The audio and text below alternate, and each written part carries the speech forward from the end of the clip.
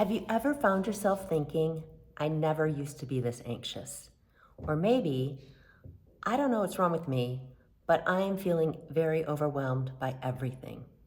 Perhaps you're lying awake at 2 or 3 in the morning with your mind simply racing. And maybe small problems suddenly feel so much bigger than they used to. Maybe you're more irritable, more emotional, more reactive, more exhausted. And perhaps what's most confusing is the fact that your life hasn't necessarily become harder. In fact, it probably feels like it hasn't changed really. Yet somehow, your ability to handle it feels so much different. If that sounds familiar to you, you are not alone. And today I want to explain why so many women in midlife suddenly begin experiencing anxiety, insomnia, overwhelm, and emotional exhaustion, even when they've spent decades successfully managing careers, families, businesses, and life's challenges. Hi, I'm Dr. Jodi Medell, founder of the Healing Continuum and the Healing Continuum Method. I am an integrative health practitioner and a functional medicine practitioner with a doctorate in physical therapy. My goal is to help women understand the deeper physiology behind why their bodies and minds change during midlife. Because many of the symptoms women experience are not random, they are signals. And when we learn how to interpret those signals, everything begins to make much more sense. So, you need to know, it's not just in your head. One of the most important things I want women to understand is this. Anxiety during midlife is not simply a psychological issue. It is often physiological. Now, that doesn't mean that emotions aren't involved. Of course, they are. But many women blame themselves. They think, maybe I'm not coping well. Maybe I'm becoming weak. Maybe I'm losing my resilience. But what I see clinically is very different. I often see highly capable, intelligent, successful women whose physiology is changing underneath them.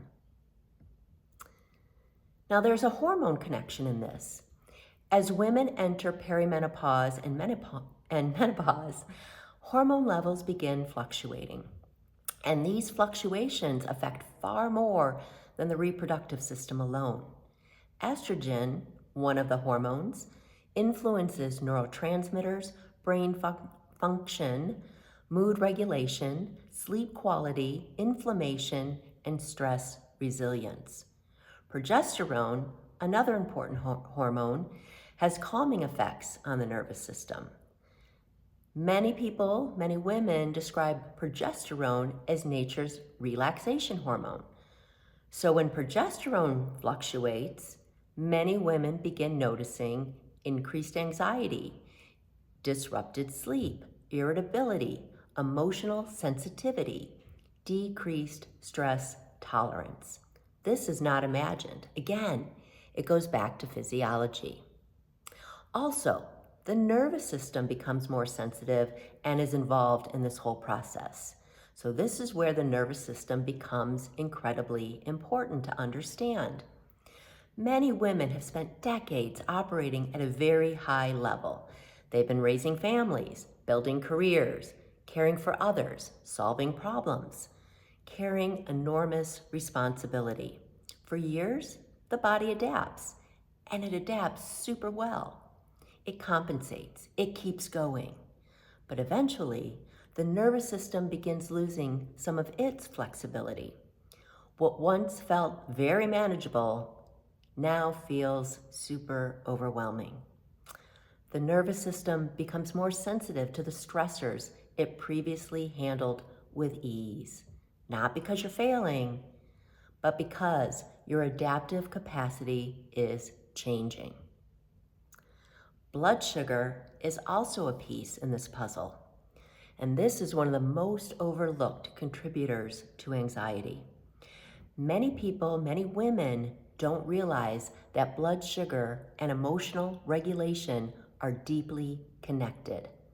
When blood sugar drops, the brain perceives a threat.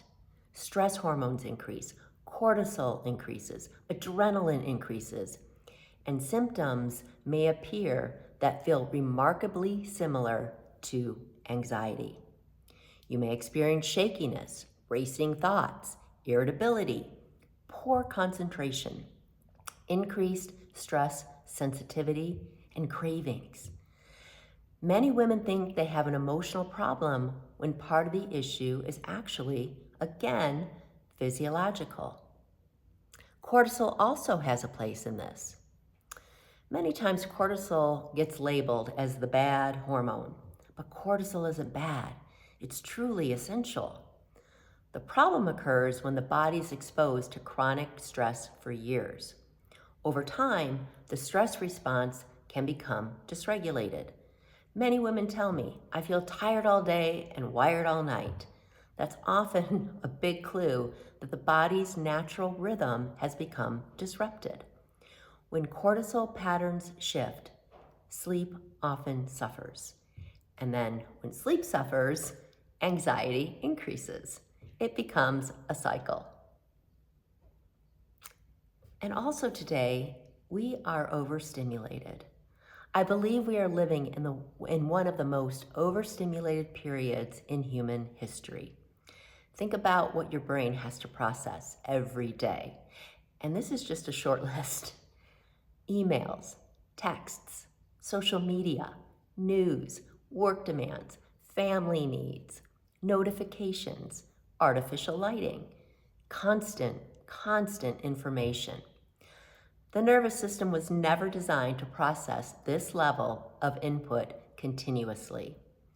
Many women are simply carrying more sensory and cognitive load than they even realize. In fact, it feels normal now, and it's not. So, there's also a piece here of emotional capacity. And this is the part that surprises a lot of people. Midlife is not only a hormonal transition, it's often a life transition. Children leave home, parents age, relationships evolve, careers change, health concerns emerge. Questions about purpose begin surfacing. Many women are simultaneously carrying decades of accumulated stress while navigating entirely new life stages. That requires emotional energy. And when physiological reserves are already depleted, emotional capacity often decreases as well. So, this is why everything feels harder. When we combine hormone fluctuations, nervous system sensitivity, poor sleep, blood sugar instability, chronic stress, overstimulation, life transitions, it's really no surprise that many women begin feeling a high level of overwhelm. Get that word out. Don't even want to go there. Yeah, we begin to feel highly overwhelmed. What often appears to be anxiety is actually a system that has reached its threshold for adaptation. The body is simply asking for support. It's certainly not asking for criticism or judgment. So this is where the healing continuum kicks in, because I rarely look at symptoms in isolation. In fact, I don't even look at them in isolation. When somebody says, I have anxiety, I immediately become curious about sleep, blood sugar, hormones, stress load, inflammation, movement, recovery, nervous system regulation. Because symptoms are rarely separate from the systems creating them. And healing begins when we start connecting those dots.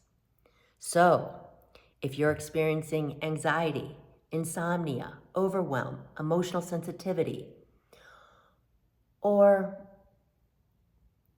a sense that you're simply not handling life in the way that you used to, you are not broken. You are not weak. You are not failing.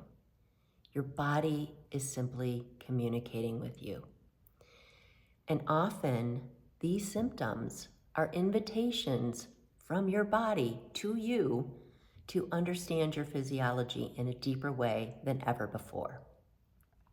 If this video resonated with you, I'd love for you to subscribe to the channel.